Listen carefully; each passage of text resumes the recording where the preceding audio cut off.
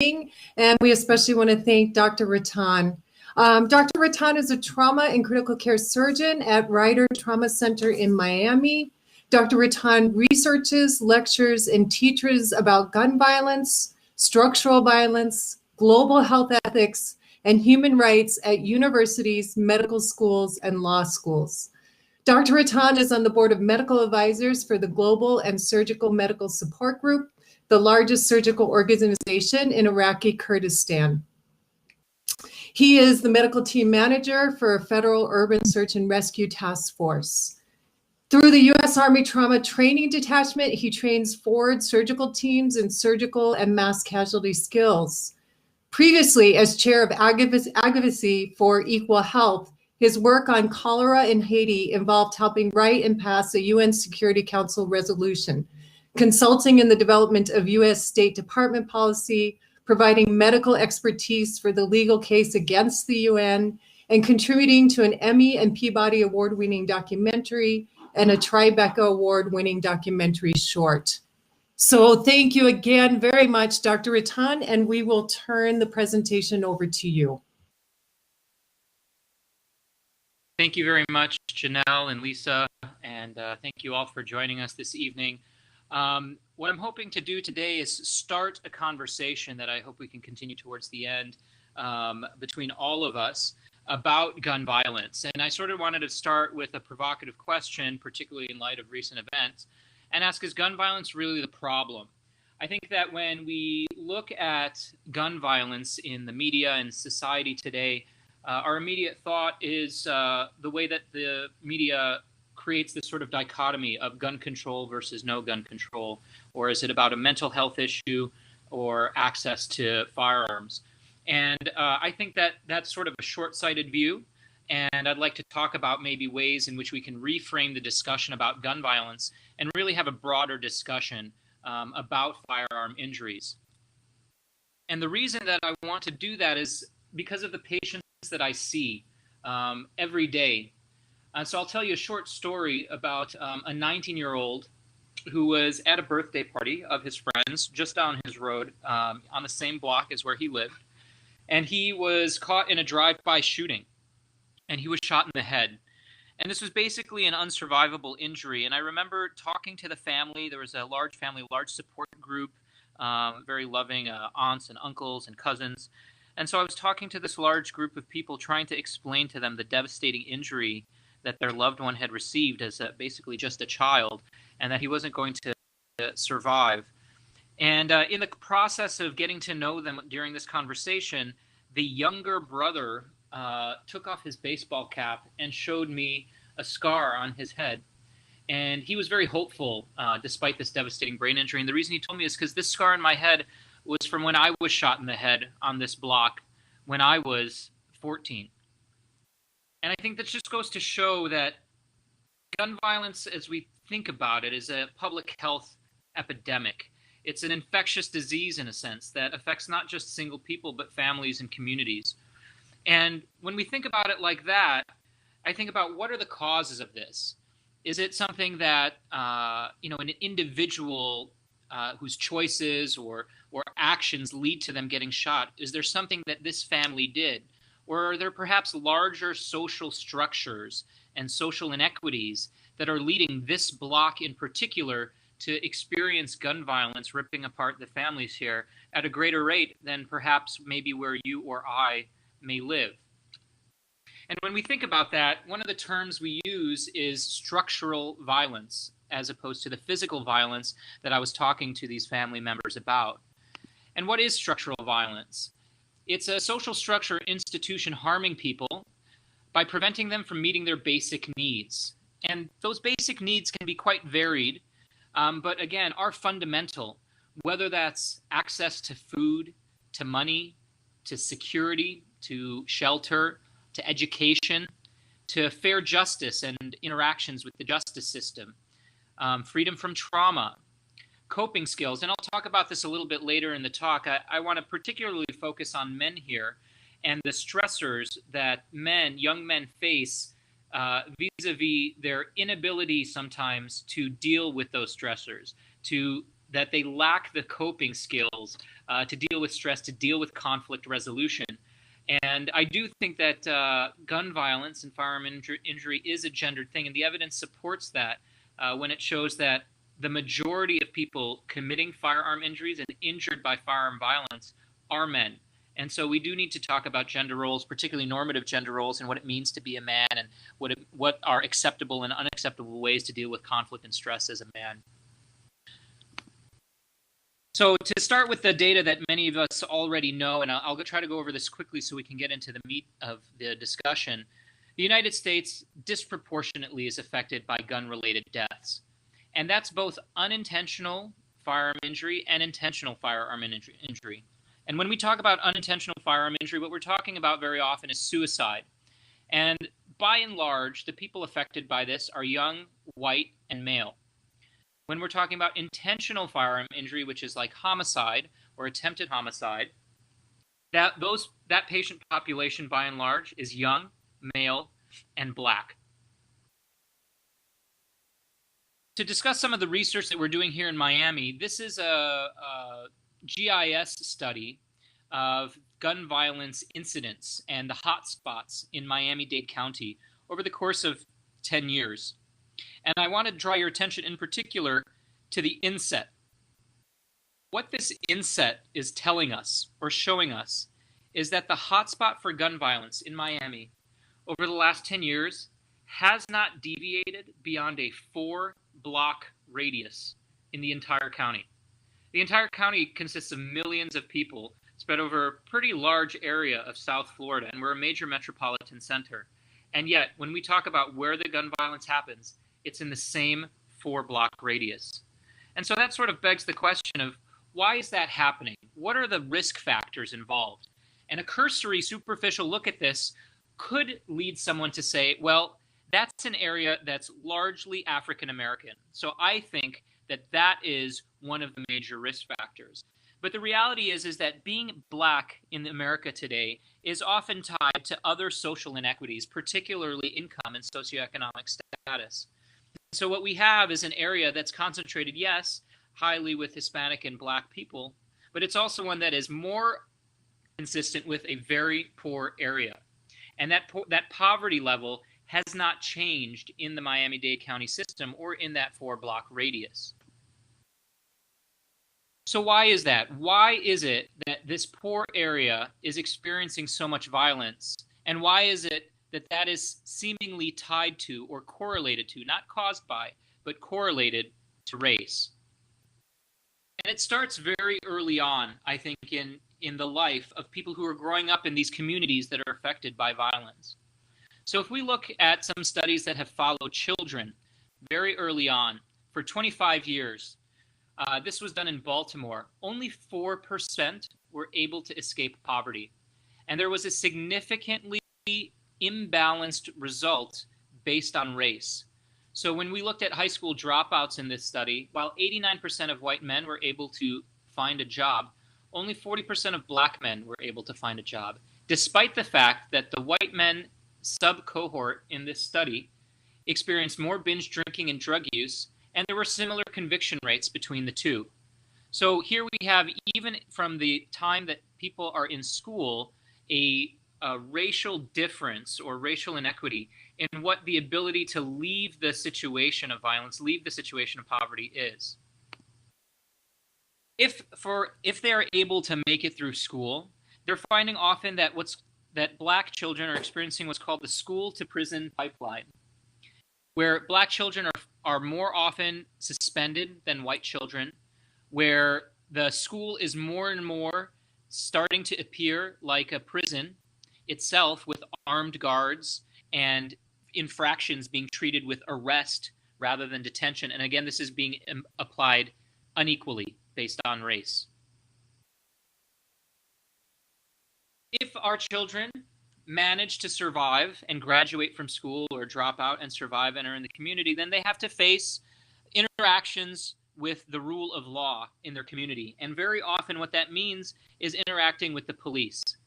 And there is an extremely disparate rate of black people in America, both men and women, being killed by police. Now, the FBI, which is following these state and county numbers, actually only is able to receive less than 50% of these law enforcement related killings. Florida, where I'm from, does not even report to the FBI. So we don't actually even know what the true scope of the problem is. Even though we seem to be reading about a news story every day in the papers, we still don't know the full scope of the problem as researchers and healthcare providers. But interestingly, I find that if you go into these communities and listen, rather than talk and try to come in with a solution or stand in solidarity by saying, this is wrong and I can help, but go into these communities and listen, very often the scope of the problem is extremely well understood by the people who are interacting with the police on a daily basis and find it to be a life-threatening situation. If by chance they've managed to survive their interactions with the police, usually what is happening at a much, much higher rate than any other country in the world is incarceration.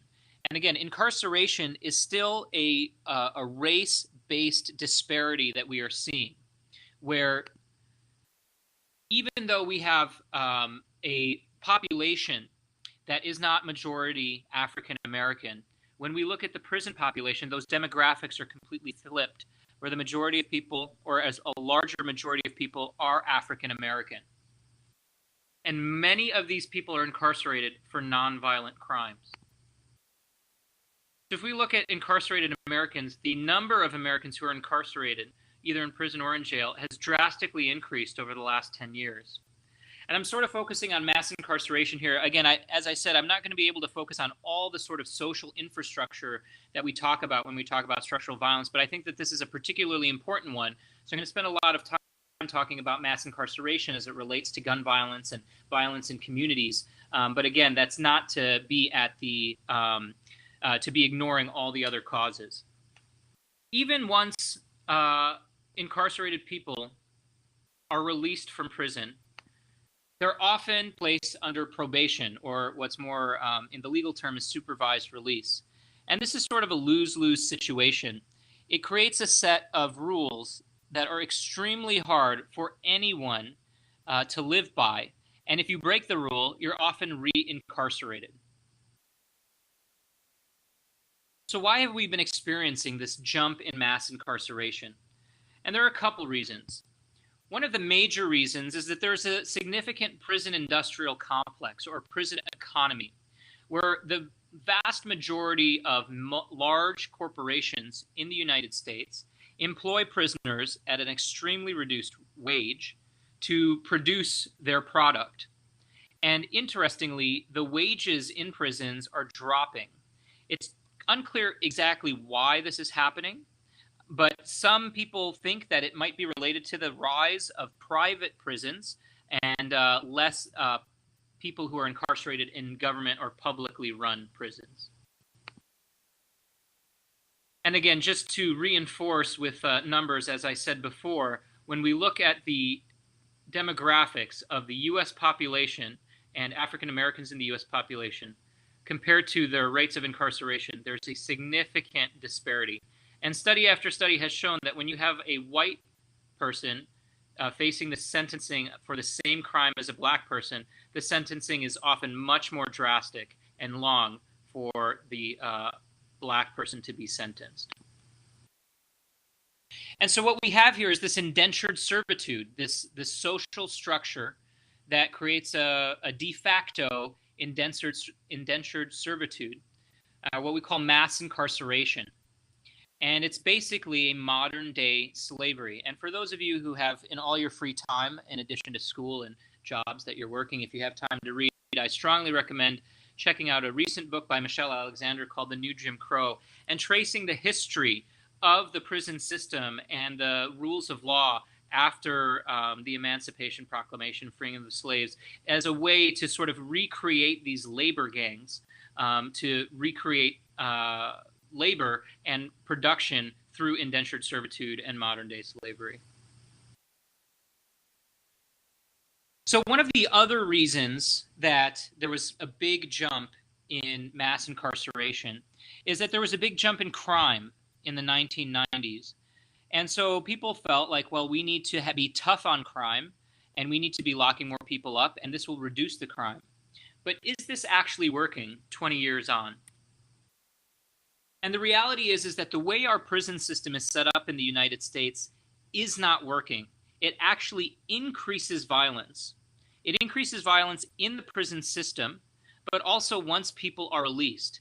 And if we talk to or think about even as a thought experiment about what it's like to be released from prison, it sort of makes sense. So you have somebody who doesn't have a lot of opportunity in their community and maybe has watched a lot of male role models either be killed or incarcerated, and they also feel sort of hopeless about their future and feel like they don't have a lot of opportunities to be able to put food on the table and feed themselves or their family or their loved ones, and so are involved in, say, a nonviolent crime like dealing drugs.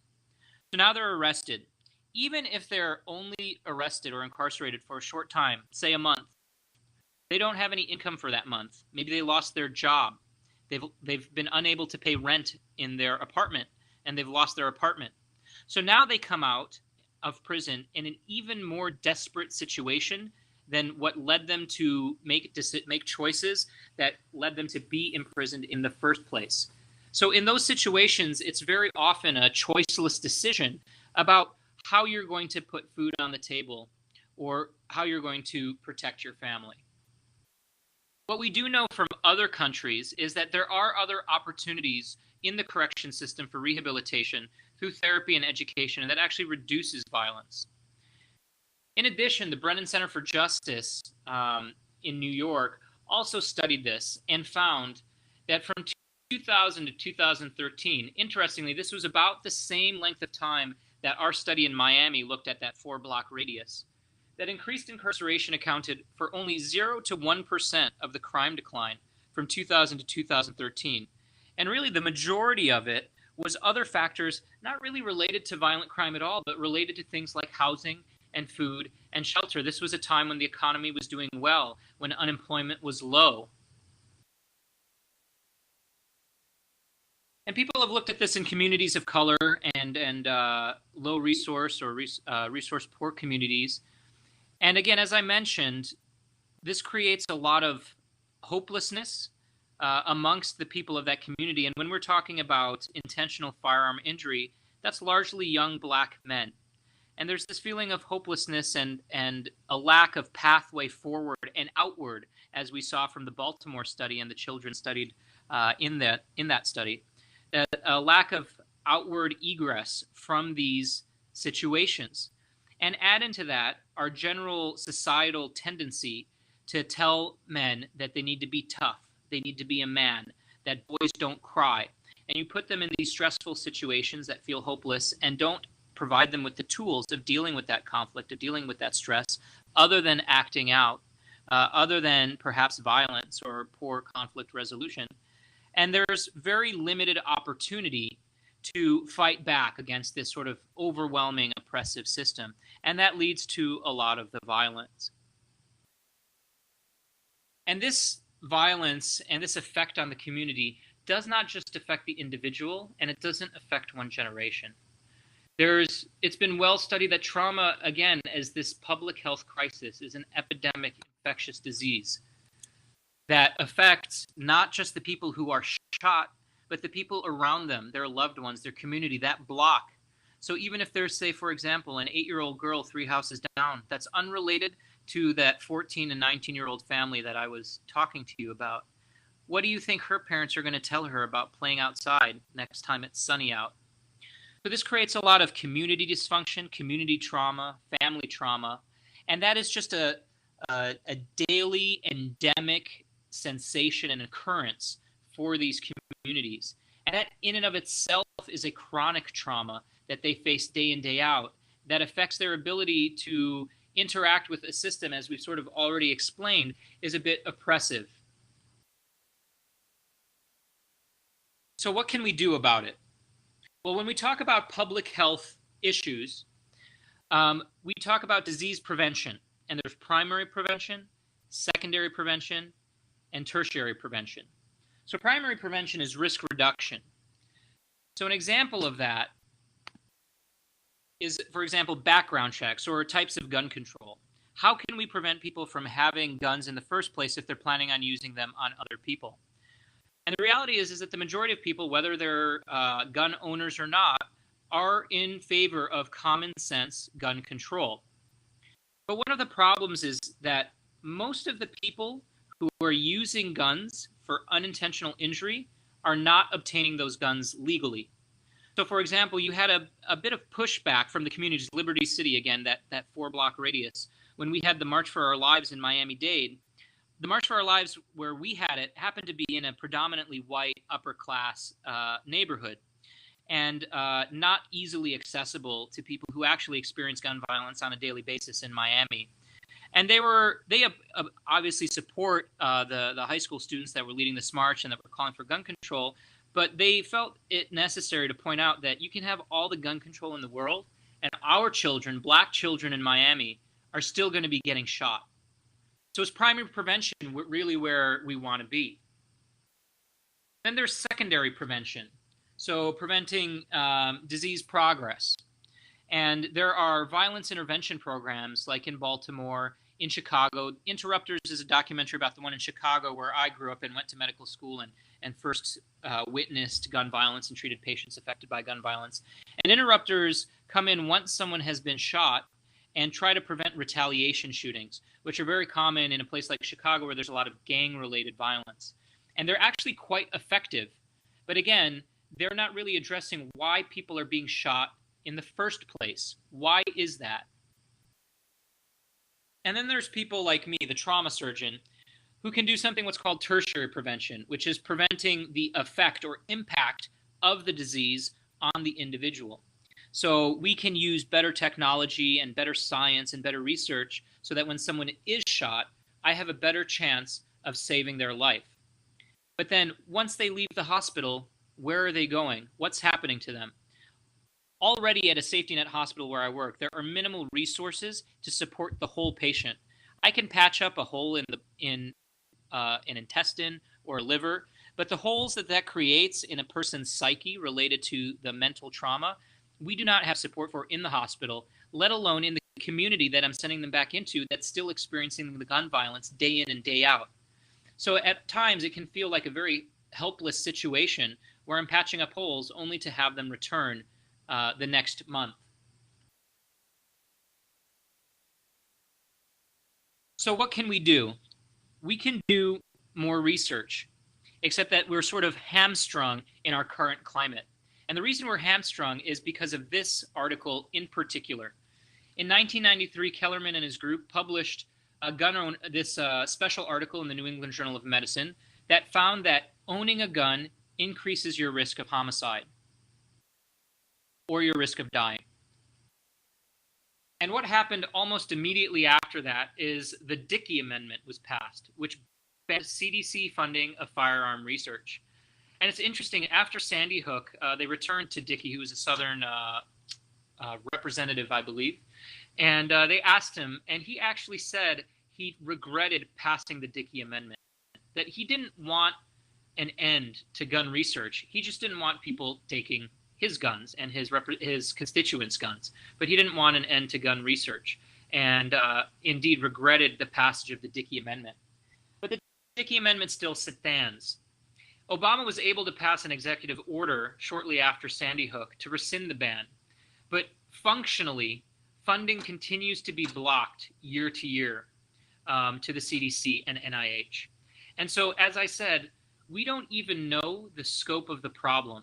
Our approach to gun violence so far has been, in my opinion, counterproductive on both sides. Certainly, having the NRA say the things that they say is not particularly helpful to the gun violence movement and doesn't make people safer. But actually, on our end, in the gun control movement, we are also doing a disservice to people affected by gun violence because we don't have any research to support what we're saying oftentimes. And it becomes an ideologic thing where we feel that the certain ways that we want gun control or certain passage of legislation will help us. But the reality is we don't really know. And we're starting to get a sense from sociologic research and epidemiologic research that, again, a lot of the gun violence we're seeing doesn't really have to do with the obtaining of a gun legally, as an example. Again, the obtaining guns legally or creating common sense gun control may keep guns out of the hands of people like Nicholas Cruz, perhaps. It may not keep guns out of the hands, for example, of the more recent shooting where he had his guns taken away, but his dad returned them to him. But in terms of intentional firearm injury, where the majority of that is happening in resource-poor settings in our country, gun control will not help that. Really what we're getting a sense of is that we need to be focusing on the deeper, more fundamental inequities and structural violence in our society to really address that. And the gun problem and the gun violence problem is really more of a proxy or a symptom of the larger problems that are difficult and that we are uncomfortable addressing, whether that's racism or gender issues or poverty. And those are issues we want to address even less than we want to address the gun violence issue. But they're more important in a sense. So when you look at the funding mismatch of research, it's quite disparate when it comes down to the loss of life and cost of gun violence and the money that's put towards it. But again, I'm not sure that gun control research is really where we're going to be the most effective at preventing intentional firearm injury. What I sort of want to introduce now is the concept of primordial prevention, which is above and beyond primary prevention. And it really addresses the social determinants of health and goes beyond the personal risk factors of exposure and looks at the communities and the mini-societies, the societies within societies, and their risk factors and how we can address them. And when we talk about the social determinants of health, it's a broad array of things, everything related from social support networks and physical environments, like how projects are built and laid out and how intentional communities are designed, as well as access to education, income, and again, personal health practices and things that are also biologic and genetic. But socioeconomic factors, when we look at health impact, are again a fundamental issue. We can sit there and I can put suture through holes in bowel, and we can have interrupters go out into communities, and we can have people pass legislation to restrict sale of guns to particular people. But the reality is if we don't have this difficult, painful conversation about race, about gender, about poverty, out in the open, transparently, we're never really going to get to the root of our gun violence problem. And again, addressing the social determinants of health, including race, can save lives, can be effective. And it can seem overwhelming at times, I think, particularly to people that are doing gun violence research, when you stop to consider, I feel overwhelmed enough when I'm trying to respond to a gun control issue in our current climate today. And now you're telling me, well, it's not only about gun control, it's about education and food and shelter and poverty and security and rule of law and mass incarceration. And it just makes me feel like I'm unable to do anything at all. And it just feels so overwhelming that I feel paralyzed. But I want to reframe that and sort of flip it and create what I hope you can feel is a duty or an obligation to do something in a way that it almost doesn't matter what you choose to focus on. If your focus or passion isn't research on gun control or lobbying or legislation, that's okay. Because there's so many threads in our society, so many threads of inequity that are holding down people, that if you start snipping at one, knowing that other people are snipping at the others, you're going to do some good. So if your focus is education, focus on education. If your passion is food security, focus on that.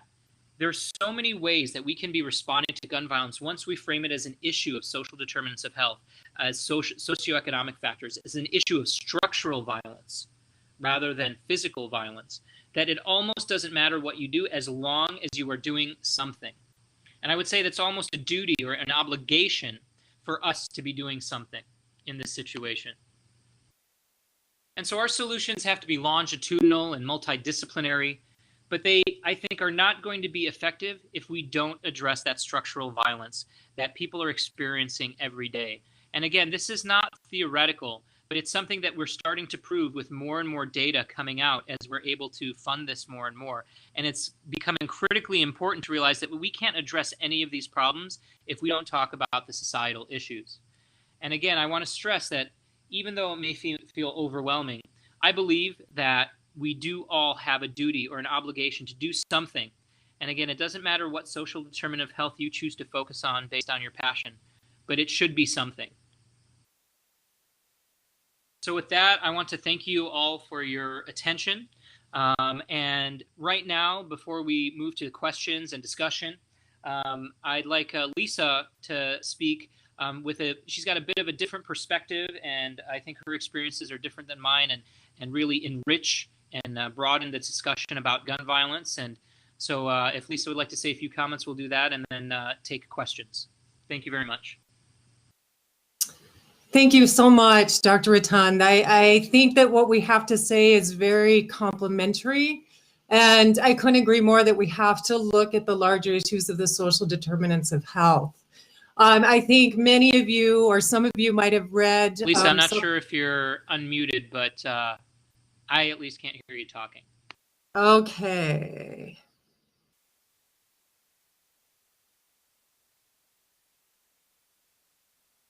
Can you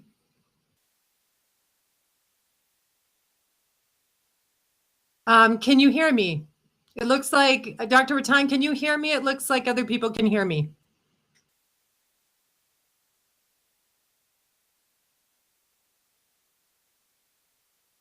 I'm going to go ahead and keep speaking, and then we will make sure and help Dr. Rattan here as well.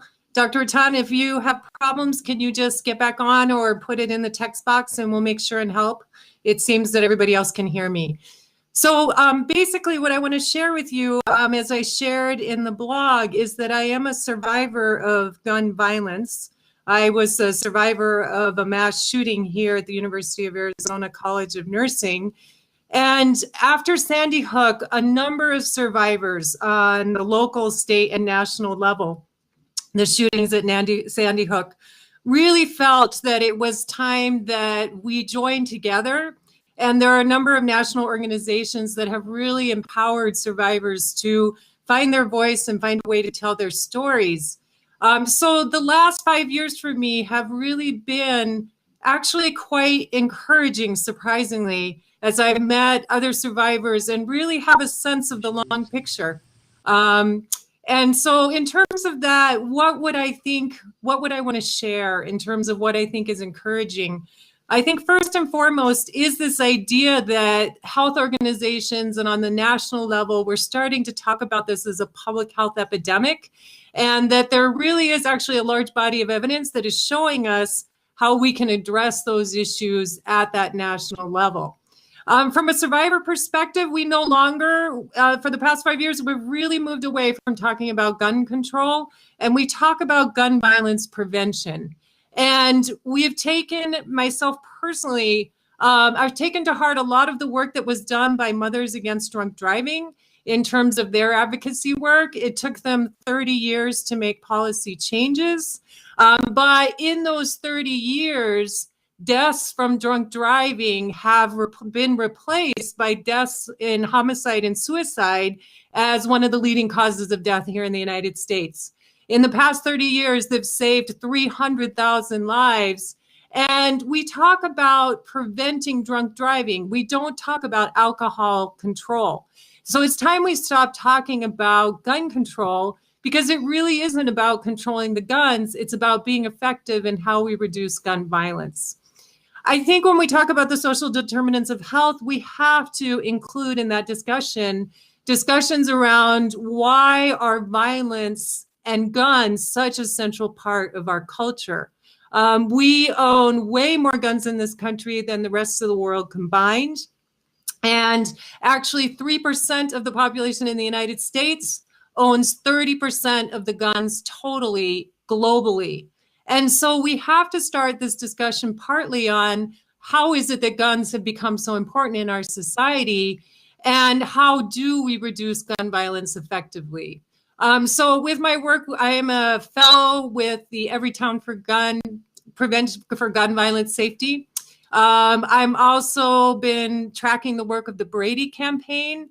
And what that research shows is that even in states like, and I was interested in what Dr. Rattan said, even when you're looking at neighborhoods that are disproportionately affected by gun violence, if we have a national approach, states that have better gun violence prevention laws do see a significant reduction in their gun violence. The problem is that those laws are not consistent from state to state. And so then states like Florida that in the past historically did not have as good control, then those issues, then the guns can cross into other states. So I'm very excited about what actually is working because universal background checks really are working in the places where they've been enacted. And I'm very especially interested in the red flag law, which says that if somebody is of concern to a parent, to a friend, to a teacher, that they can have a temporary restraining order for 3 days and decide whether that person is a threat to themselves or to somebody else. And I definitely think that that would have made a difference in the shootings that occurred at the College of Nursing where I was. And so I think I want there to be this sense that other movements have taken on issues like this and been enormously successful when they've taken it from a public health perspective. Even this horrible shooting where the father gave the guns back to his child, when you look what they did with alcohol related deaths, holding people accountable for how guns are stored in the home and for whom they give their guns to really could make a difference as well. So let's look at the questions and see what people have to say. And we encourage you as well to join our conversation if you'd like to by adding your perspective. Please feel free to talk too.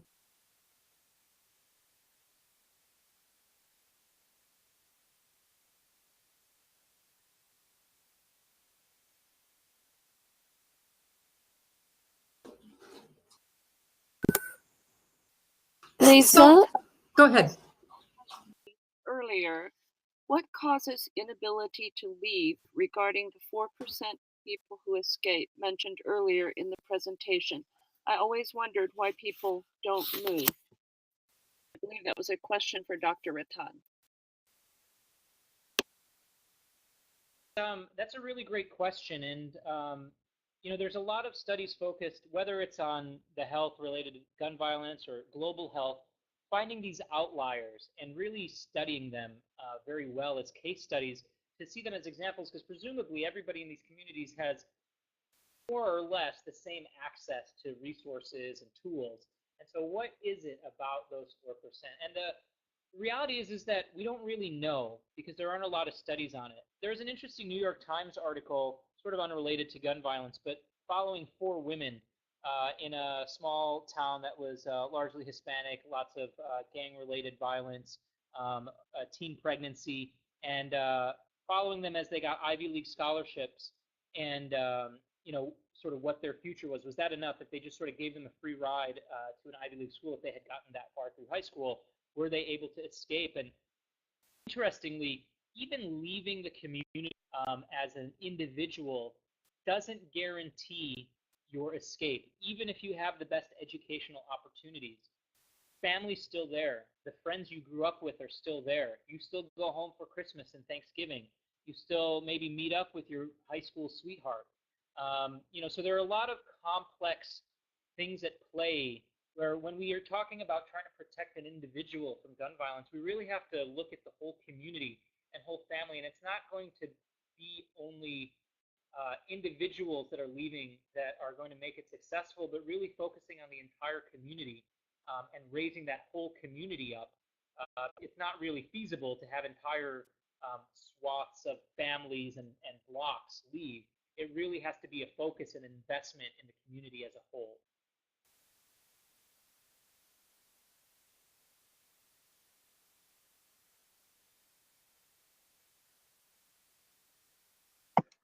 So, Dr. Rattan, if you can see the chat box, there was a very interesting comment that I'd like you to respond to. And I'll go ahead and read it in case you can't see it. It's from a student, Stephanie Mitchell. Do you find it interesting that when people with influence and privilege are impacted by gun violence, that's when there becomes a push to change policies on a national level? This reminds me of the quote unquote drug crisis in the urban communities of color in the 1980s, when there was no push to make any changes. However, now that populations are being affected are not the typical populations, there seems to be a national push for resources to solve the epidemic. I see many similar qualities with the push to curb gun violence when at-risk populations have historically and continue to be disproportionately affected. Do you think this just further magnifies the larger issues of race and class in our society? So that's for you, Dr. Rattan. That's also a fantastic question and comment, and thank you for bringing that up. I think it's complex, but I think the short answer is yes. Yes, it does further magnify, but it doesn't have to.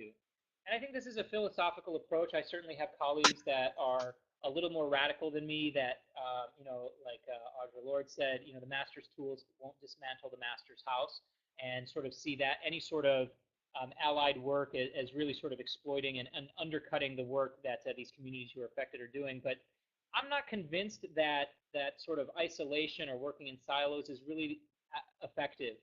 We have, and I'm speaking, when I say we, I'm saying as a person of privilege, I'm a physician in the United States. I live in a safe area. I have access to the halls of power, whether that's politicians on a state or national level. And, we have a lot of power. And I don't think that power necessarily needs to be ignored or not used. I think it's a matter of how it's used. So as an example, and sort of as Stephanie mentioned, there's this tendency of people who are recently affected. There's a tendency for them to pool all their resources and say, listen, we need to do something. I'm going to go in and solve this, and I'm going to host a March for Your Lives rally in a predominantly white upper-class neighborhood instead of gun violence. Or I'm going to, talk about mental health and not talk about mass incarceration, and try to extrapolate that to other communities. But our power comes in magnifying the voices of the people that are affected, not necessarily coming up with the solutions ourselves. And that's, that can seem a bit disempowering in a sense, but the reality is I think that it actually is empowering, and it takes a little bit of the responsibility off of coming up with a solution in a community that we're not experienced with, that we've never lived in. And really what our role should be is to, if we're going to interact with those communities, which I think we should, is to listen, to be sort of quiet and take a secondary role to the leadership there, and be able to use our resources, leverage our resources or our access, and amplify the voices. This idea of being a voice for the voiceless is a myth. People in these communities are not voiceless. They're screaming at the top of their lungs. It's just that nobody's listening to them because of the color of their skin. So what we need to be doing is amplifying those voices that are already clamoring, that are already screaming. And if we do that, I think that there's a way that we can have this sort of interaction, and we can leverage the money and the power and the access of people with privilege who are more recently affected by gun violence, and do it in a way that's productive and that's respectful and still effective.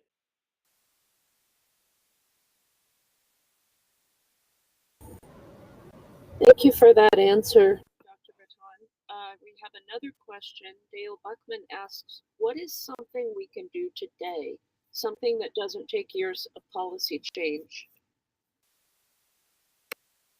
Another good question. I think it's probably good that I got that question, because I've sort of been disillusioned by the national landscape of movement against gun violence. And I really think that it's going to come down to communities helping themselves. I think that on a large scale in society, we've largely abandoned people who are being shot and communities who are being shot.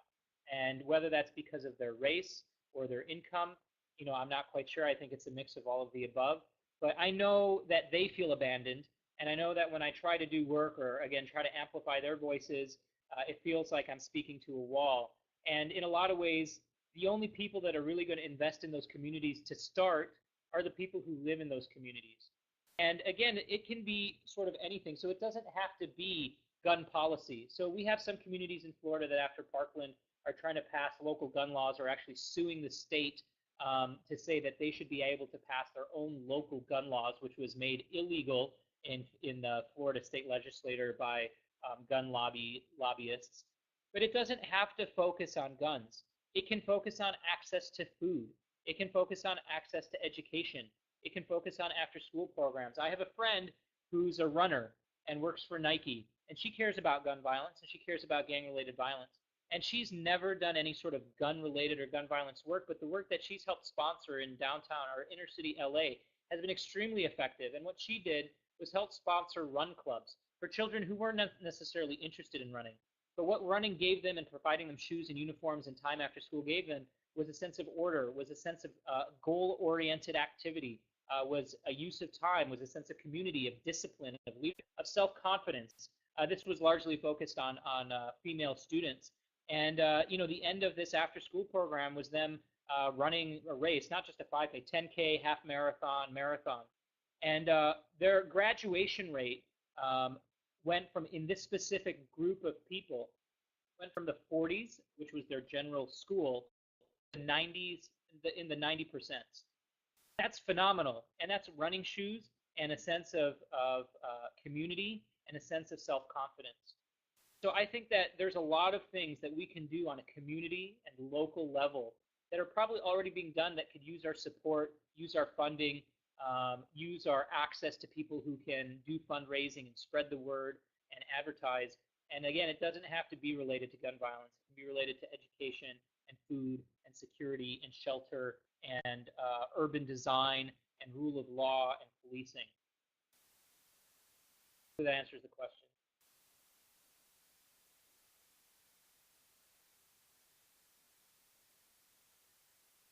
So, Dr. Rattan, we have two comments that I think would be good if you responded to.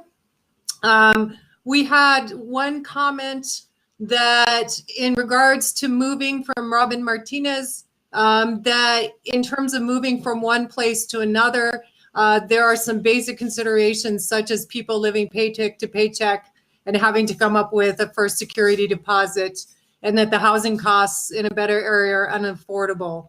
Do you want to respond to that? Yeah. So, very specifically about the being able to move. Yes. Yeah, I absolutely agree. I think that the pressures for people are pretty multifaceted, and in a sense, the idea of telling them to just move is not really an effective or sort of respectful solution, and it's not realistic for many people. I absolutely agree, and it really doesn't focus on, that's sort of in a sense that primary prevention that we talk about, where it's sort of a reducing your personal risk factors, and it's almost as saying, well, you're the ones who have chosen to live in this unsafe community. You're putting yourselves at risk. You need to get yourself out of that situation to stop putting yourselves at risk. But as Robin said, and I'm sure others agree, it's not always that simple. In fact, it's never that simple. It's often a lot of factors, and so things like talking about mixed income housing, or for people who are homeless. For example, Utah has piloted this, providing housing to homeless people, and found that to be extremely effective. You have a mailing address for when you need to get bills or job applications, or put that down for your employment opportunities, and you have a roof over your head. You don't have to worry about that. So there are a lot of ways I think that we can address the housing situation in these low-income areas that don't just sort of default to, well, just move. Because I agree, I don't think that is a very effective or realistic solution.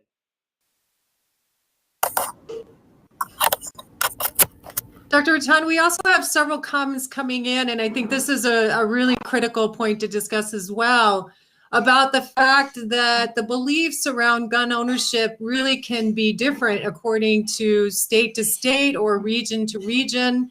And that in some states like New Mexico and North Carolina and in Utah, that those can be a tougher challenge from an educational perspective, particularly in the more rural areas, according to some of the comments.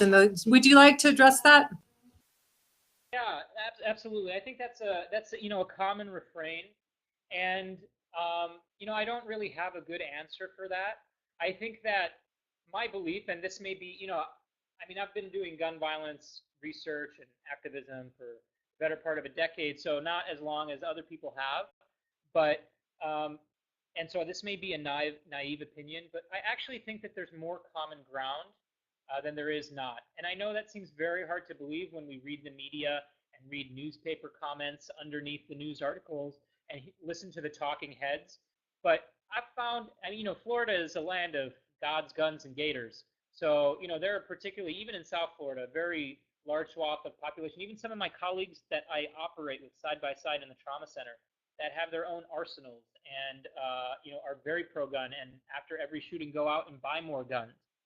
But I think that when you sit down with people on a human-to-human level and kind of give them that respect, I think that there's a lot more common ground. And I've actually found that because I have colleagues that are, very anti-gun, meaning that they don't think that there's any role for handguns in the United States.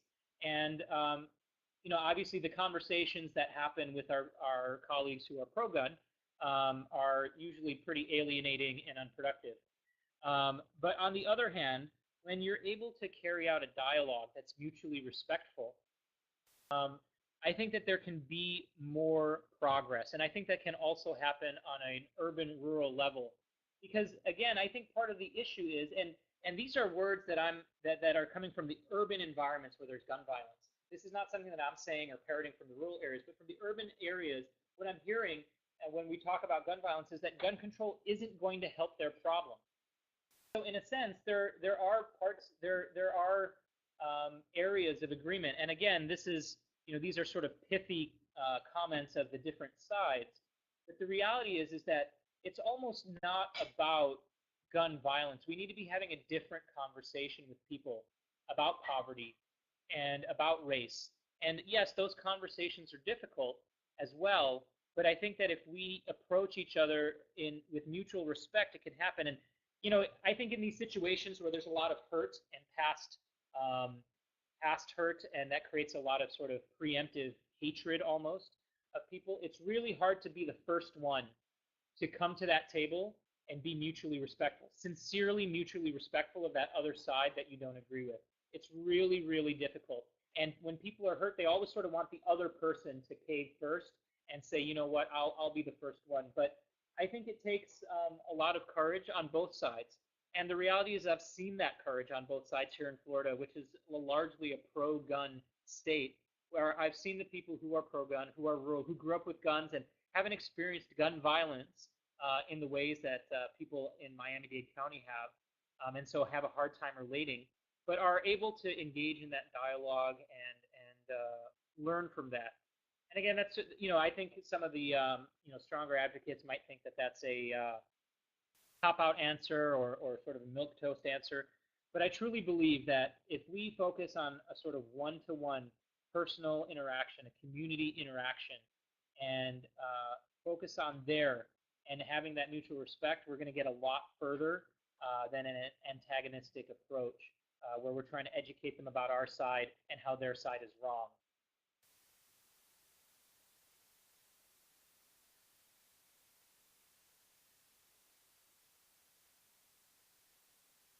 Okay, we have a couple more comments.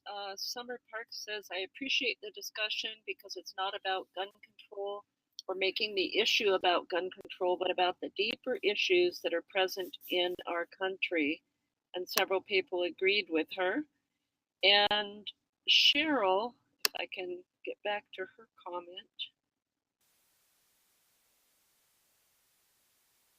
Not find her now, but oh, there it is. Okay. She said, I have a child that was shot and killed by his grandfather's gun.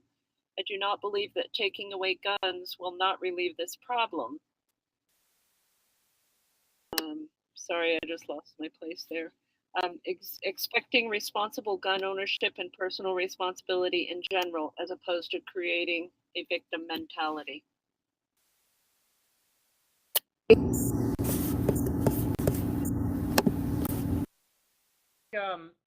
Both of those are good comments to address. Sorry, I'm just trying to scroll back.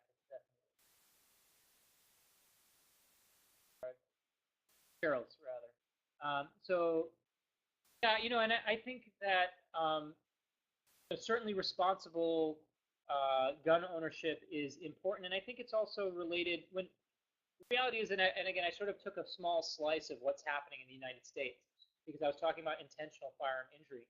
When we're talking about firearm injury at all, the majority of these firearm injuries are usually through legal guns, and they're suicide and mental health related.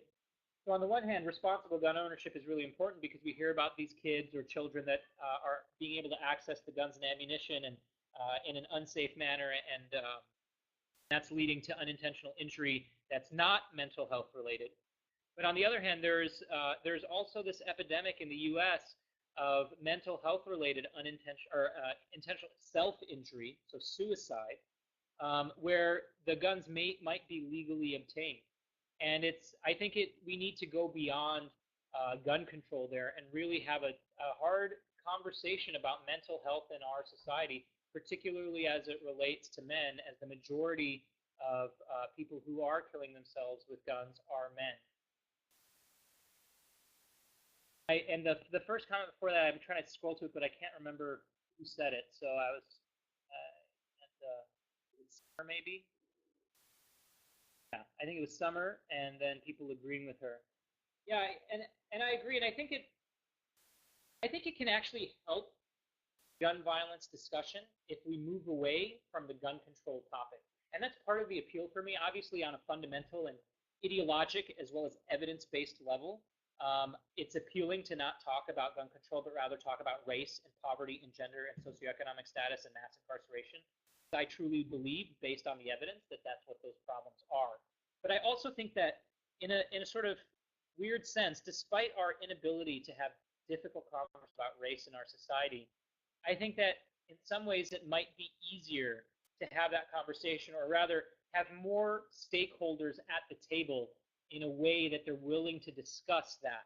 The way that the race conversation has evolved over the last 20 to 25 years in the United States, or when we think about from Rodney King to now to Black Lives Matter.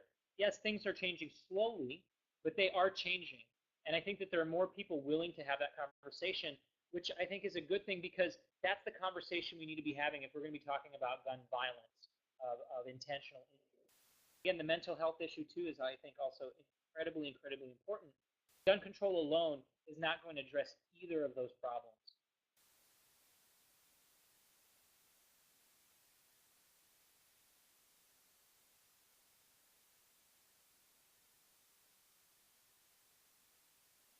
So, Dr. Rattan, it looks like we have time for one or two more comments and responses from you.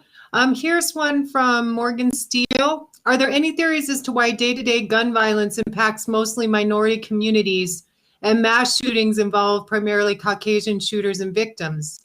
Does it go back to social disparities? That's also an excellent question, and the short answer is yes. So what minority communities more than gun violence is poverty, and that poverty is rooted in the history of our country and the racist history of our country. And so really what race becomes a proxy for in our country is socioeconomic status. And that's what violence is related to. There was a recent World Bank study, actually it's kind of getting old now, it was in the mid-2000s, but there was an extensive study by the World Bank looking at the United States as well as other developed countries, as well as developing countries. And violence in a community, whether that's interpersonal violence like domestic violence or gang-related, conflict-related, violence is extremely, extremely tightly correlated to poverty. extremely tightly correlated, and it's regardless of race, because again, they looked at a lot of other countries, including ones that were less diverse than the United States. And so in that sense, they're really different problems. Even though people are still being shot by bullets, the way that I think about the gun violence problem in low-income communities is one of structural violence related to, again, race and socioeconomic status and poverty and all the trappings of that inequity. And the way that I think about mass shootings is related to our absolute dearth of mental health knowledge and resources in our society, and the inability of many men to be able to process difficult emotions or negative emotions or stressful situations without resorting to some sort of violence. And obviously, it's not always gun violence, but I'm sure all of us sort of have a memory from our family or a partner or a loved one or a sibling where, you know, a lot of times, and I know I do it myself too, when I get angry and emotional, it often, when I get emotional and upset, it often comes out as anger. And that's because I think in a lot of ways, just forget about mental health when we talk about a pathologic issue. But just being a normal man in U.S. society, I think, hampers men's ability to express their emotions and access their emotions and process their emotions. And I think it's that the sort of mass shooting things are twofold, talking about mental health disease as well as mental health in a positive way. And I see that as pretty separate from the social inequity issues that are affecting low-income communities. Dr. Rattan, how are you doing? We are at time right now. Do you want to just give us some concluding thoughts? Do you want to answer another question? Tell us what you think. Sure, I could probably do one more question.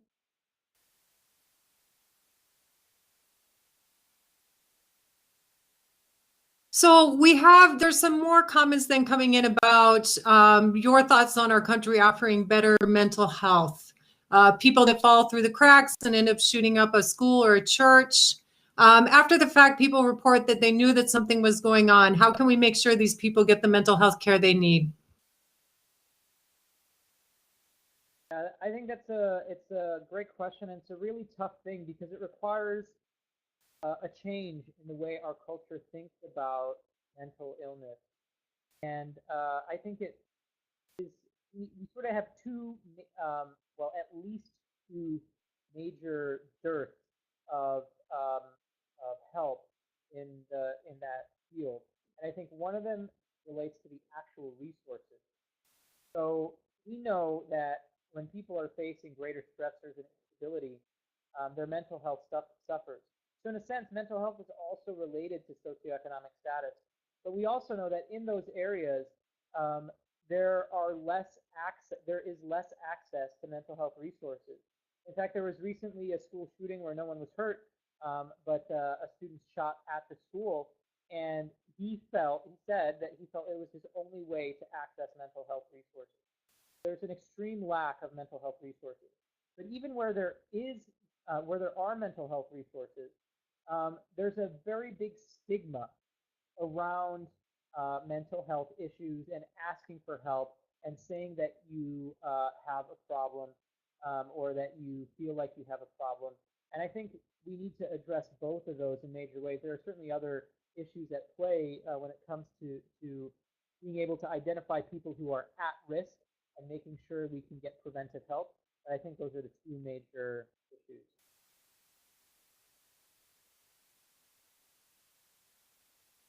Thank you so much. Any concluding comments? We really, truly appreciate your time. This has been such a helpful and rich conversation.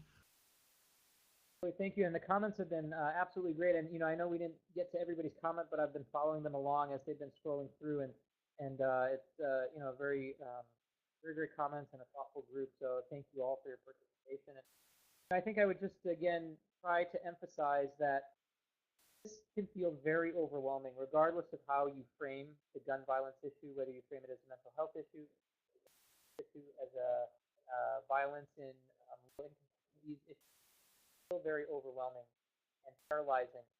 But really, if you try to reframe it as almost anything we do can be helpful, I really think that that can help us rise up to our duty to be doing something about this violence problem, because it's not just a violence problem. That is a proxy, that is a symptom of the larger problems in our society that affect us all. So even if we are not witnessing gun violence on a daily basis, we are witnessing issues related to race and poverty and food security and educational disparity and gender norms. And all of those things affect all of us. And they affect all our ability to be our best selves and achieve our happiness, and ensure that the people that we care about, whether they're our loved ones or our patients, can also do the same. And so really, we do have, I believe, a duty or an obligation to rise up to this challenge and respond. But in a sense, we have a lot of options, and there's so many ways in which we can be doing something. So it's really important that we all are doing something. Thank you very much. That is just a great note to end on. And I think that part of what we're doing is we want to thank the people who came tonight. It really is critical that we are able to listen and be in conversation with each other around these issues. So thank you again from all of us here at Frontier, and we really appreciate your time. Yes, thank so you, Dr. Rattan.